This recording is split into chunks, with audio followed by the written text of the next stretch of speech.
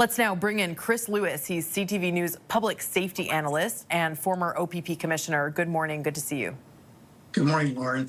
So from a public safety standpoint, how significant is this detail that we're learning that the account was banned for violating policy? Well, it's certainly significant in a number of ways. And firstly, there was something picked up by OpenAI to show that the killer was saying or typing something within ChatGPT that either promoted violence or hate in some way. We don't know the details of what was entered, but ultimately it wasn't enough when they reviewed it to make the determination that they had to notify authorities. So in their view, based on what they saw, there wasn't an immediate threat to someone, whether it be the killer or the members of the public, that caused them enough concern to reach out to police. So, I mean, that's a bit of a concern. You know, what are their rules? What aren't they? To the err on the side of caution, etc. But what it does show is that the killer used social media in some way, like most people do, particularly young people. And so, and the RCMP are right into that, as we knew they would be all along, and they'd be into every site trying to find things that killer might have said at some point, and who the killer might have communicated with. It would require follow-up interviews of some sort, but they have to go through that in a very judicious process and have the proper judicial authorities to get at that information. They can't just say, push a button, get all this stuff that the killer may have posted. So, but that is ongoing. But it certainly shows the killer was quite open to talking about violence in some way on social media. So OpenAI did not report it at the time, but they did consider reaching out to Canadian law enforcement. How would Canadian authorities typically go about handling this sort of threat if it was reported to them at the time? Well, typically, it would involve looking into who is the individual that is being reported upon. What is it they're saying? Do they feel there's some sort of a threat in their analysis from the law enforcement perspective? And that would go right up to and probably including knocking on a door and saying, hey, we've got this stuff. We know you've posted this. We're watching you.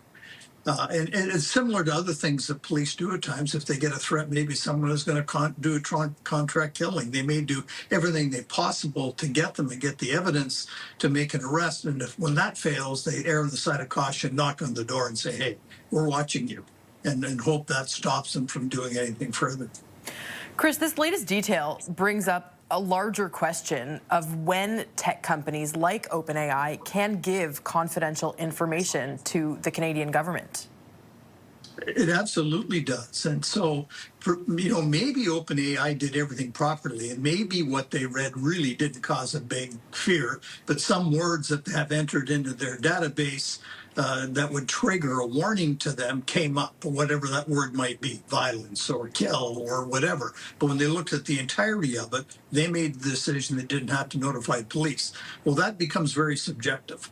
And so are they doing it at the right time? Should they err on the side of caution more often? Who knows? And I don't know the answer to that, except you'd like to think all these social media platforms and websites like OpenAI or ChatGPT would have some dialogue with law enforcement in terms of determining what words they should be looking for and when they should notify authorities, as opposed to a couple of people sitting around a boardroom table and making a determination that may or may not cost lives.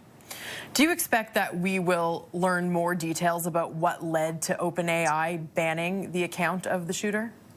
I'm sure we will. When the RCMP is prepared to release all the information they've got from social media, I wouldn't be surprised if that's the case, given that there isn't going to be a trial, because at this point it looks like the killer acted alone. And so that whole necessity to protect the sanctity and the integrity of the trial is out the window. So then they're into what can they release, whether other people's names are involved. So what are the kind of some of the personal details, protection of identification, et cetera, may or may not exist here. But I'm sure there's basic things that they can communicate to the public. I think we all need to learn from this, particularly parents that are wondering, what are my kids doing? What are they who are they talking to? What are they saying? And there's an onus on parents to try and stay ahead of this. So hopefully they will learn from all of this as well. Definitely lots to learn from this. Chris, thank you for breaking that down for us. Thank you. Have a good day, Laura. You too. That is Chris Lewis, CTV News public safety analyst and former OPP commissioner.